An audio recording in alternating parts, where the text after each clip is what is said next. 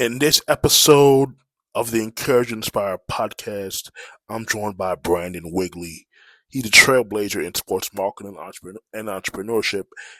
As a sports marketing agent, Brandon dives into the unique differences between sports marketing and traditional agency roles and how he passionately advocates for athletes both on and off the court. In this episode, he shares the story behind Florida Hoop Legends, his brand that emerged from genuine connections within the basketball community. Brandon emphasizes the power of storytelling in sports marketing and the importance of building authentic relationships in a fast-paced industry. Join us for this insightful conversation that explores the intersection of sports, branding, and entrepreneurship. Brandon's journey is a reminder that success comes from perseverance and staying true to oneself. Don't miss this inspiring episode filled with valuable lessons for anyone aspiring to thrive in the world of sports.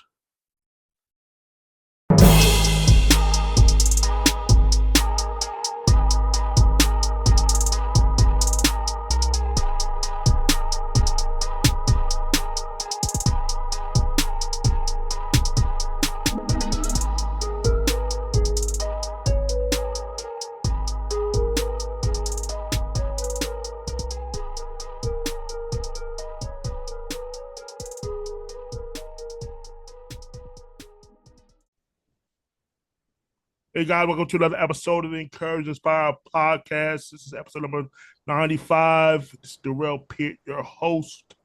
And I got a very special guest with me, my man Brandon Wigley. Man, how you doing, brother? Man, I'm blessed, bro. That's dope. You on episode 95. Yeah, That's I got to salute you for that, bro. That's consistency. So that's yeah, love. man. Cool. Yeah, man. My podcast is hosted by the Guy What You Need Podcast Network, based out of Raleigh, North Carolina. And Got I've been doing this for a while with my big bro LaShawn T.S. He actually the one that got me into the music business.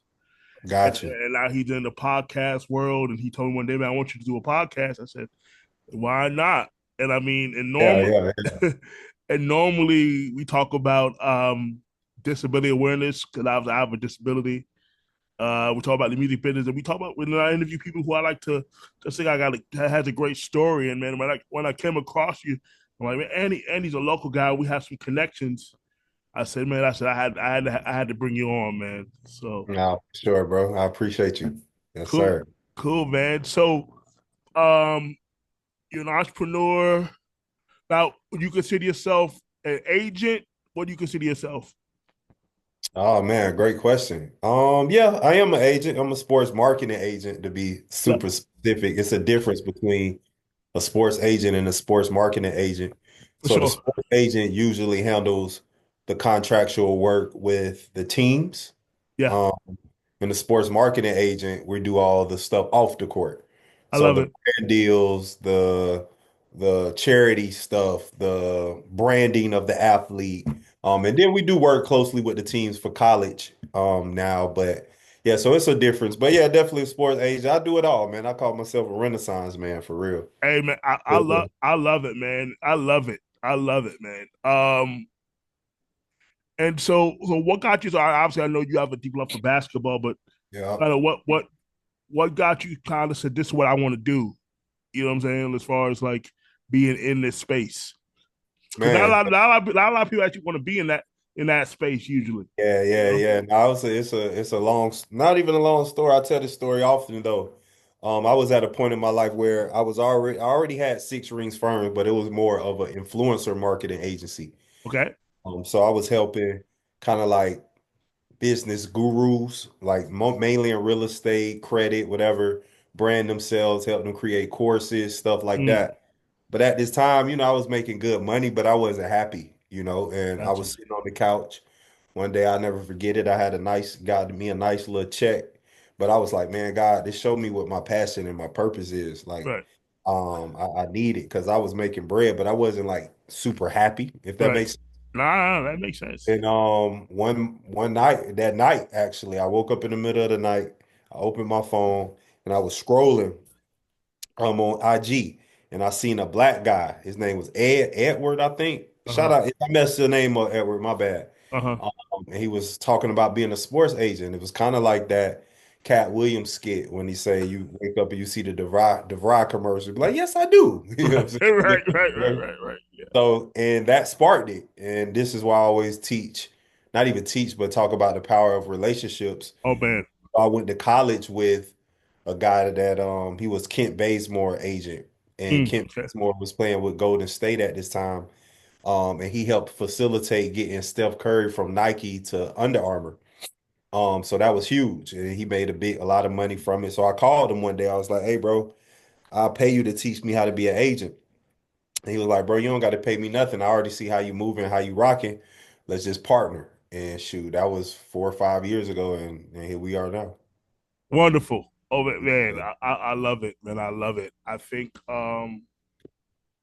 you gotta find your passion, man. I mean, even when it comes to me being in the music business, and serving independent artists, right? Because there's 9 million independent artists across the world that are professional artists.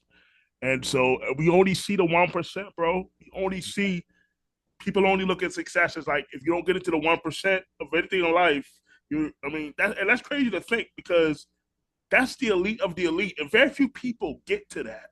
No facts. You know what I'm saying? Very few people get to be elite in something. Yep. And if that's the only way you view, it's like if the only way you view say I gotta win a Grammy. Well, what happens if you don't?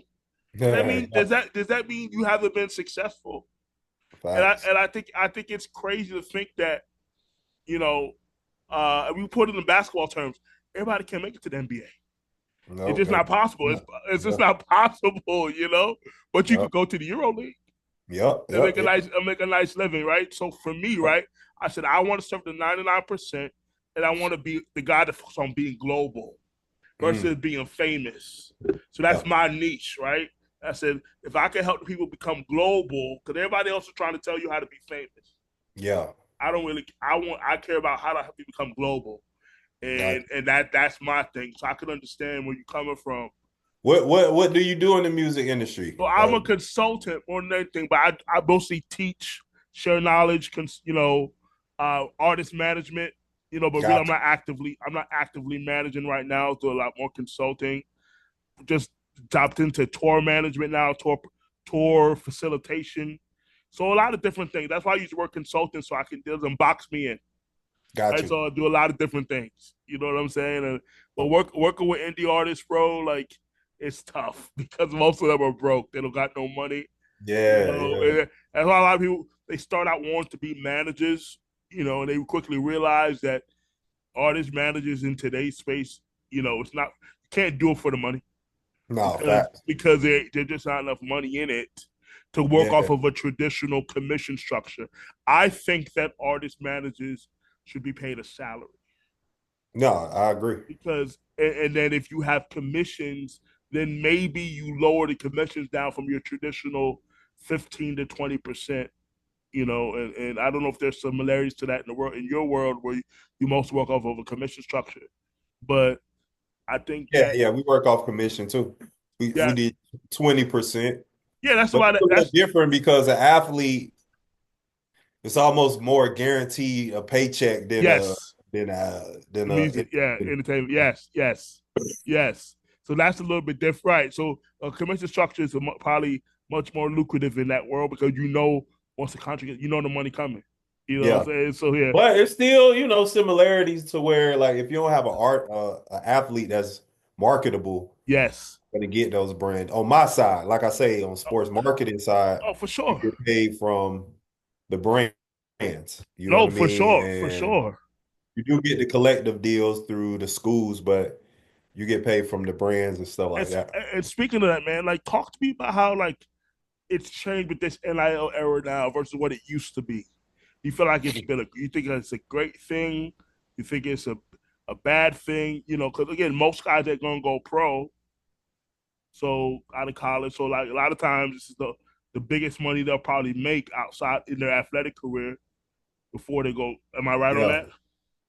Yeah, yeah, man. I think it's just like with a lot of things, man, it's good and bad to it, right? Okay. Or not even bad, it's just pros and cons. So the great thing is for the longest, athletes didn't have any power to utilize their name, image, and likeness, right? So these schools were um, pretty much controlling them, and they were making these are billion-dollar corporations at the end of the day, these campuses and these schools, and they're able to generate all this income through jersey sales, ticket sales, Mhm. everything, right? So, and these athletes are considered student athletes, right? But Yeah. if you look deeper into it, man, they barely students for real. Right. They're Right. Right. more athletes. So Yeah. now Yeah. being able to be paid for their name, image, and likeness, being able to be paid through collectives, Yeah. it's definitely good. But of course, you putting two, 300,000, $1 million up into an 18 or 19-year-old hand, that can get muddy, that could get tricky. Yes. Um, Yes. that's why Definitely. having a great team around is important. For sure. Also,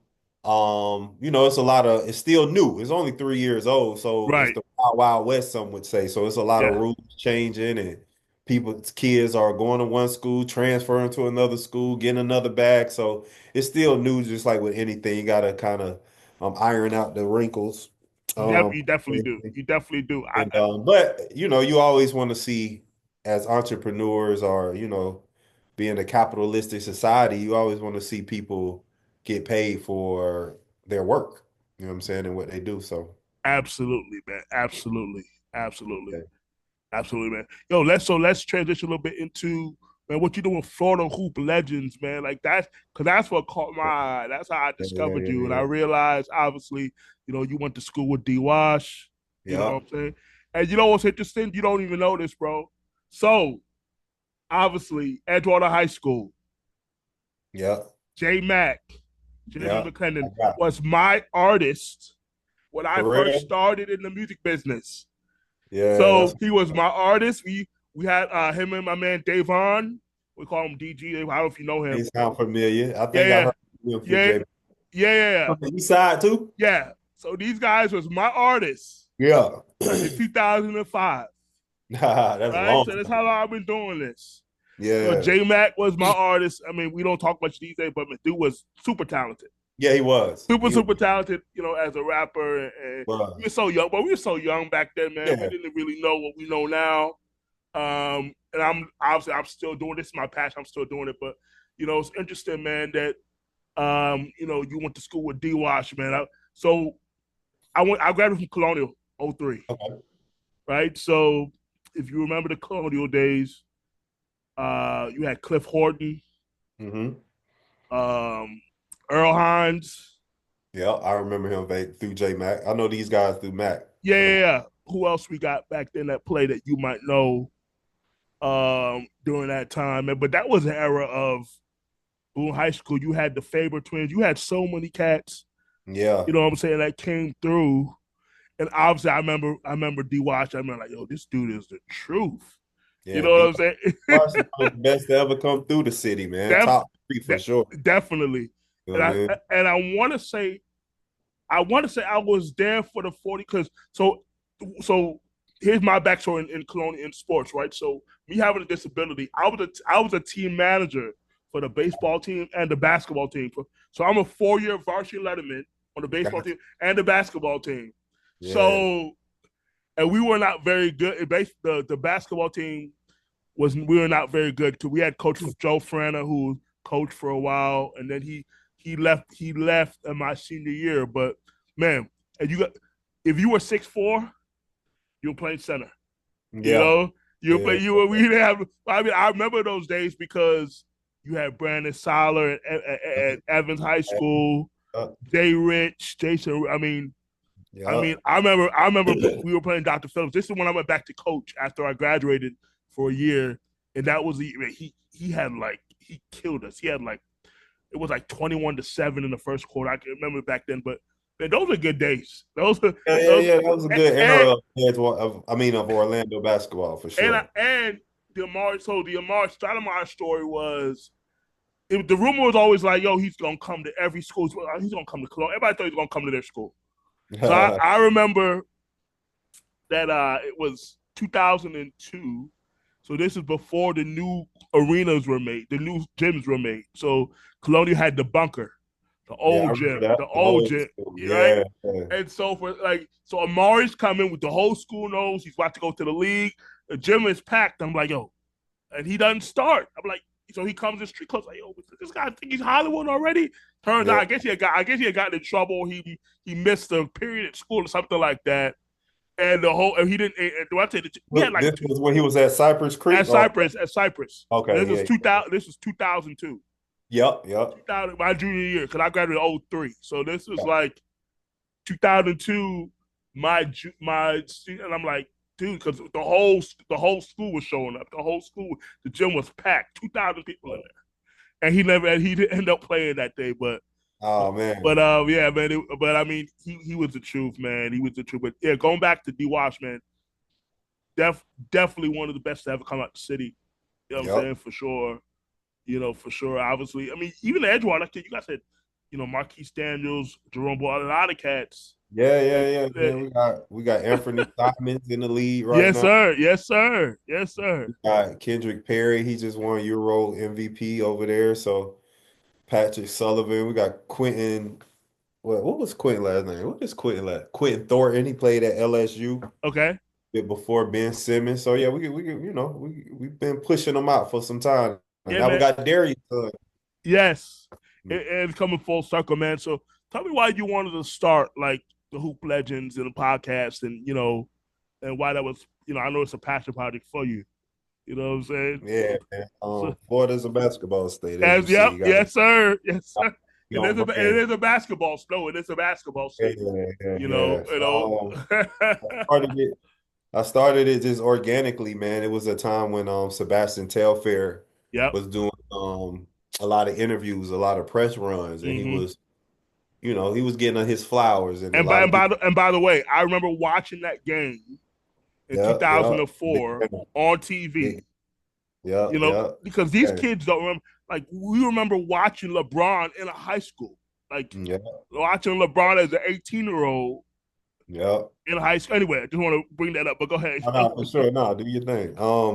So yeah, he was doing his press run, doing a lot of interviews, and I was thinking like, man, how everybody asking Sebastian who his rivals are and all of these things and giving him like I say, man, I got to show D Wash some light because you at this time you can't really speak about Sebastian and not bring up D Wash.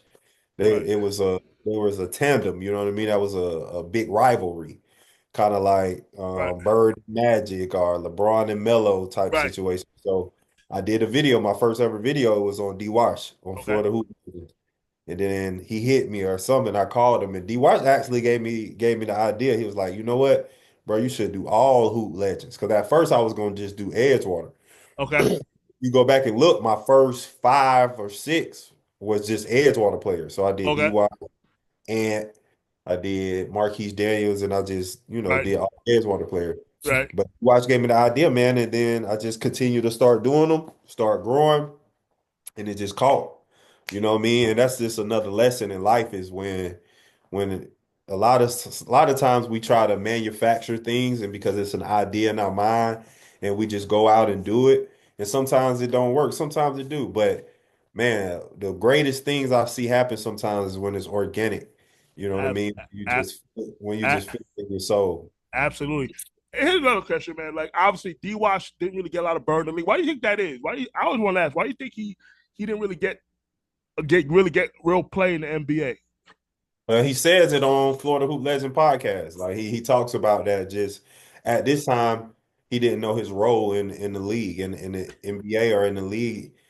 Everybody can score, right? He's Right, always a scorer. He was always the man with the ball in his hands from elementary, middle, high, college. right, So when he goes to the San Antonio Spurs, they don't need you to score. They got Tony Parker already. They got right, Tim, you know what I mean? So right, as he would say in his own words, is shoot, I didn't know how to effectively play point guard position right. at the time. And I So felt like that's what it was. Honestly, I yeah, felt just the wrong team, yeah. different era. If he play in this era now where it's more He beat scoring it. Yeah, he guards, beat yeah. it. Yeah, But for he had a sure. great career overseas, man. Oh my gosh, excellent, You Yep. excellent. It goes back to what I was saying before. You know what I'm saying? The world is huge, right? And you may not make 70 million a year over Yep. there. You know what I'm saying? But you could make a very nice, lucrative living doing Yeah, what it you changed the doing what trajectory of do, your family. doing what you love to do. You know what I'm saying? So I think people got to understand. You look at a guy like Mike James, right? Like Yep. James said, he don't want to go back. He's like, look, I'm fine over here. Like Yep. I'm not gonna try to go through that the race of trying to get back to the league and Facts. all. Yeah, he's like, look, I'm fine being the man over here in the Euro League. Yep. You know what I'm saying? So I think when you find a space that like really you can make your own, man, why go? I mean, because you still do what you love to do, and ultimately that's what's the most It's important about thing. what it's all about for Doing sure. what you love to do, man. Do what you love to do. A blessing. For sure, man. For sure. So, what do you think some of the common challenges that athletes face when trying to navigate their personal brand, and kind of how do you help them kind of overcome those obstacles? Man, really it's just create, don't wait. You know what I mean? Okay. I learned that from one of my OGs, Eugene Wilson. No, is his last name Eugene? Eugene something. I don't even know his last name no more. Okay. Okay. But he told me that like 10 years ago, create, don't wait. So a lot of athletes, of course, they're focused on the game, right? You want to keep the main thing the main thing.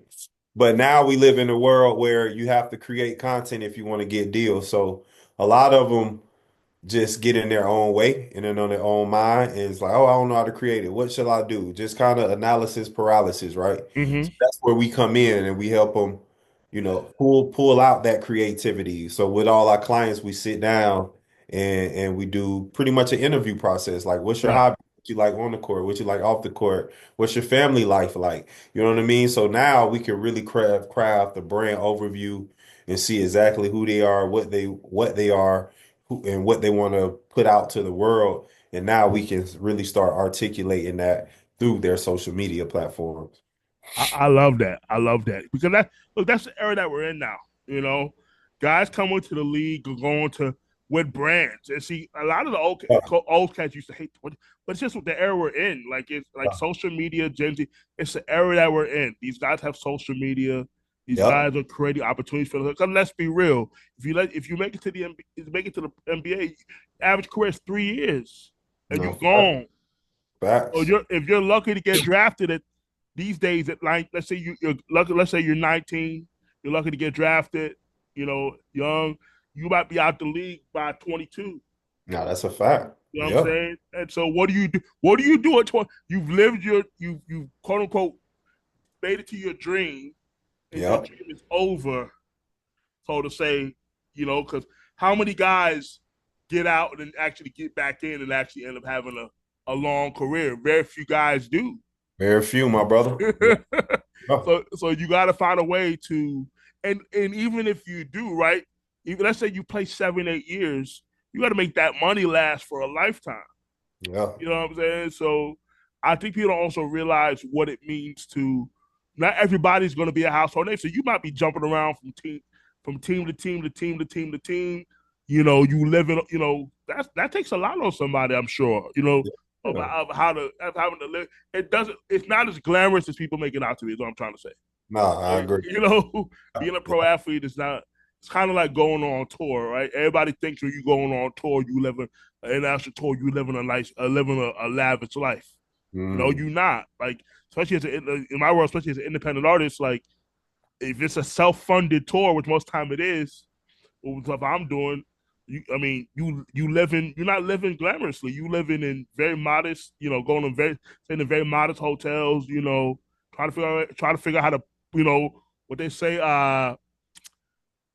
steal from Paul to pay Peter, something like that. yeah, yeah. You just try to, Rob, you to yeah, pay Rob Paul. Paul, yeah, exactly. You just try to figure it out. You know what I'm Yeah, saying? yeah, And a yeah. lot of times, I feel like that's where the similarities kind of lie. Like some of these guys are just trying to figure it out, and they're lucky if they're lucky if they have a 10-year career. You play 10 years, that's a great career. You That's know a what I'm blessing. saying? Mm. That's a great career, man. So, and you kind of talked about content creation. So, how do you believe storytelling plays a role in connecting brands with their audience? Like, and I guess you could take that into athletes if you want to kind of use that correlation. But Yeah, no, it's everything. I was blessed to work at Disney out of high school, right? Got an internship there. oh And yeah, Walt Disney was an ultimate storyteller, ultimate visionary. you feel me? Yeah, The yeah, company in general, that's probably the greatest storytelling company in the world. Them and Nike, I would say. yeah. And people always remember stories. That's why people love Biggie. That's why people love Yes, Pop. Yes, Changing their yes, lives because people can recite stories. You taking people on a journey. So for me, that's what marketing is all about. Think about, let's use Nike and they use the Tiger Woods commercials. You see him as a kid swinging it at 2 years old, then you see him as a teenager, then you see him as an adult, then you see him as a grown man with his son. And they tell these stories through these commercials. So it evicts, it pulls out emotions in people. So I yeah. think storytelling marketing is everything. Whatever you do, being able to tell a story is always going to be key. Absolutely. You know, I always tell a story because story evokes emotion. I tell people all the time. If you're an artist, again, so many similarities, right? That's why I wanted to have you on because I tell artists all the time, you're in the business of selling emotion. Yeah, yeah, You know, and the only job of music is to create emotion. And I think when you say telling stories, like, you know, if it can evoke an emotion, sometimes I watch this, I'm like, I don't intend to tear up, and it just, well, I just tear up because I'm like, man, this is, and it does, I don't mean to, it just yeah, happens because of what I'm listening to. And I think that's the human emotion right there. yeah, And yeah. when you can tug on those heartstrings, right, of people, that's Mm, what we kind of really, because the human connection, you know, culture is what separates us all as humans, right? So, yeah, you know, culture is the one thing that makes us different, right? Because my parents are from Jamaica, right? So they're not necessarily African American, they're Caribbean. So you can't box everybody. So I was going to tell everybody that wherever you're from, it's the culture that separates us. yeah. So, but when it comes to the human nature and the human and just being human is when you could, everybody has heart, everybody has emotions, and if you could find a way to tug on those, I mean that's what connects people, that's what makes people want to support. Now, facts. You know Hey, what I'm saying? yeah, So yeah, man. I agree. 1,000%, bro. for sure, man. Um, so what do you think as a sports marketer? What do you think anybody who wants to kind of get into that world and believe it or no, that no, this Full Sail, yeah, full. I got it from Full Sail University, and I do believe we have a sports marketing track now. Oh, okay, I that's want dope. to I want to say, and it's a relatively new program, probably like 7 years. Because Hmm. Full Sail, we're audio tech media arts technology school, but we definitely have a sports marketing track. So there's definitely kids that have graduated that program and things like that. But what do you think that are some essential skills that you think a sports marketer should develop to be effective in that space? Yeah, man. I always tell people that's why they call me the dot connector, right? It's Uh-huh. just being able to have people skills. It's a Yeah. people business, and you're in a service-based business. So being able to connect with people, being able to negotiate, being able to sell, be able to Yes. market yourself, those things, those core. Just like being any type of entrepreneur, Right. those are core things. Being able to bring value to any situation you're in. And you do that by, whatever your zone of genius is, honing in on that. For me, it's always just been people, bro. I've always been since elementary school, I've always been a people person. People always gravitated towards me. I've always been able to be kind to people, show love, you know what I'm saying, give value, be an asshole when needed. Yep. You know what I'm saying? Whatever it is. But, I've always been able to get those connections. Even starting Florida Hoop Legends, I got the OGs in Florida tapped in with me. Udonis Haslam, Yeah. Teddy Dupay, and Yep. I love um, Teddy Dupay. keep People forget about Teddy Dupay. forget about Teddy Dupay, and that's Because my he right, yeah, people forget about like he was good. You know, he actually never made it to the NBA. Or did yeah. he? Or did he? Did he ever get some burn? I don't think he did. I don't think he Yeah, did. but he was. Um, Oh, but yeah, he was that dude he definitely. wanted them one. So Yeah, yeah, yeah, yeah. just if you want to get in the sports market, and I'm gonna drop a course soon. Okay. People can drop, jump into it and just kind of learn how to get in the sports space. And then it's who you know, bro. Yeah. Like I told you, I got into it from calling somebody that I knew was already in it. But that's Right. relationships. My Yeah. car has always been good. I've always been, thorough and withstanding, in my morals and standing on what I believe in. So if I make a call, it's gonna happen for the most part. No man, that's man. Look, relationships, and like you said, keeping your face clean. Look, everybody ain't gonna be your. You're not gonna be best friends with everybody, but Yeah, you gotta be somebody that people can trust. People know that when they call you, you know, it's just a level of respect. You know what I'm yeah, saying? Because what happens is, right, people cross reference and they'll be like, yo, like hey, I don't fuck with him, but you can. Like, no, Yeah. like people, like you know what I'm saying? Like people will tell you, like, I don't know about that. Like, you know what Yep. I'm saying? Like, because like anything, it's a small space, bro. People when you get inside the space, everybody kind of knows everybody. When you get Yep. in certain spaces, so you like, and you ask, yo, should I mess with him? Like, he does such such hit me up. Should I? And they'll tell you straight up, like, nah, that's buddy bad news, or they'll say, hey, no, oh, they great. You'll definitely connect to them. So, yeah, keeping your face clean is so important in a people business.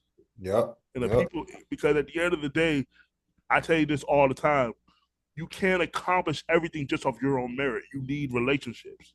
Yep. You You need gotta have them. I you don't gotta do nothing. I don't do anything alone, bro. you can't. You know You what I'm saying?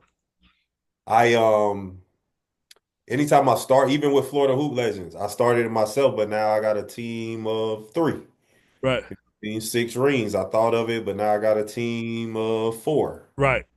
So anything I do, I'm gonna pull people in because I know what I do well, and I'm always just sit in that. I don't try to For do sure. too Yeah. Man, yo, much. you gotta know, bro. You cannot do everything. You gotta know what you do well. It's like, Yeah. okay, it's like I had an artist who I was working with who I no longer work with.